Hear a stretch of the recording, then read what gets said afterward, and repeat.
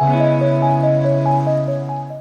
going to be looking at the M3 dot device today, which is supposed to help with internet connection and boosting your Wi-Fi. Our house is under 3,000 square feet, so as suggested by the instructions, we only got one M3 device with one M3 dot.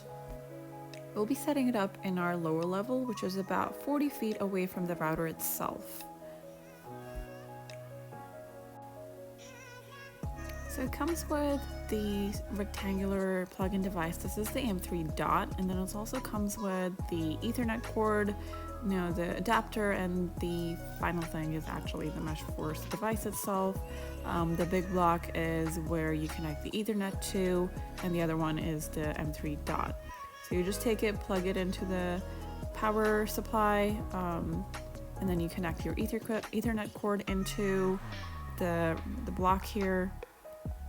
And then you wait for the light on the front to first flash, and then it turns solid green. Once it's solid green, then you can take your Ethernet cord, the one that provides an output, and you can take that to connect it to your laptop or your gaming device, your gaming consoles, and you should be good to go.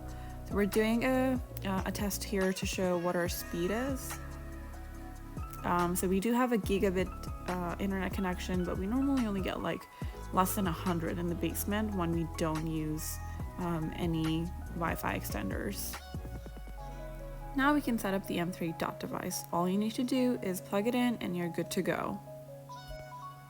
Next, we're going to download the app. It's called MyMesh from the App Store. Once you have the app downloaded, you go to your Wi-Fi and connect to the MyMesh device using the password that's on the back of the device.